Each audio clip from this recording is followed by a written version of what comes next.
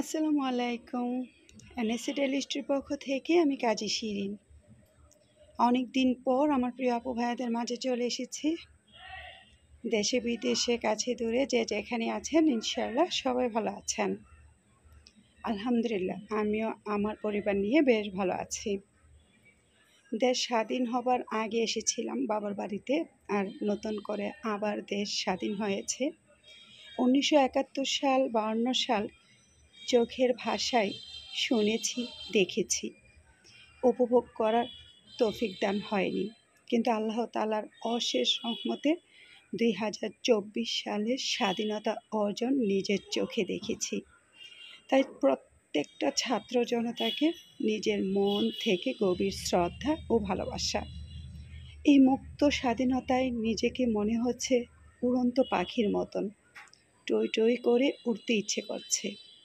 আলহামদুলিল্লাহ, আল্লাহ তাআলার কাছে লাখ লাখ শুকরিয়া। আল্লাহ তাআলা চাইলে সত্যের পথ অনেক সুন্দর।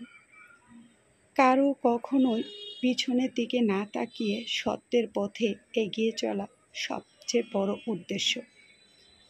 আল্লাহ তাআলা চাইলে সৎ ব্যক্তিকে কখনোই অন্ধ করে না, আর অসৎ যারা থাকে তাদের পথের কাঁটাই অন্ধ হয়ে তৈরি হয়।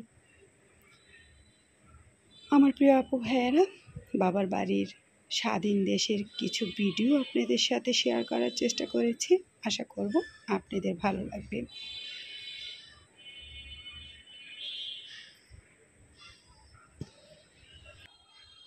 সবুজ প্রকৃতির ছোঁয়ার পরিবেশে নিজের নতুন স্বাধীনতার মাতৃত্বের টান, আর সেই টান কি এভাবেই ধ্বংস করা যায়?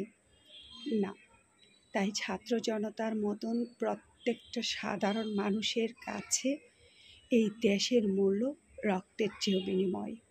তাই ছাত্র জনতার উৎসাহের সাথে সাথে আমরা সাধারণ মানুষরাও যাতে তাকে গভীর শ্রদ্ধা জানিয়ে তাদের সুপথ চলার আগ্রহ দান করি। আমার প্রিয় আপু ভাইয়েরা, যারা আজকের ভিডিওটা আশা করব ভালো লাগছে, তাদের সবাইকে বলছি বেশি বেশি লাইক দিয়ে আমার সাথে থেকে যাবেন। ইনশাআল্লাহ পরবর্তী কোনো ভিডিও নিয়ে আবার চলে আসব। যেহেতু নিজের বাসায় নেই, সেই জন্য কিছুটা ভিডিও আপনাদের সাথে শেয়ার করতে পারিনি।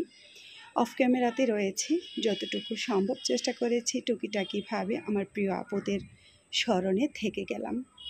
সবাই ভালো থাকবেন, সুস্থ থাকবেন, আর সুন্দর প্রকৃতির মাঝে আজকের মতো বিদায় নিচ্ছি। পরবর্তী ভিডিও নিয়ে আবার চলে আসব। আল্লাহ হাফিজ। আসসালামু আলাইকুম।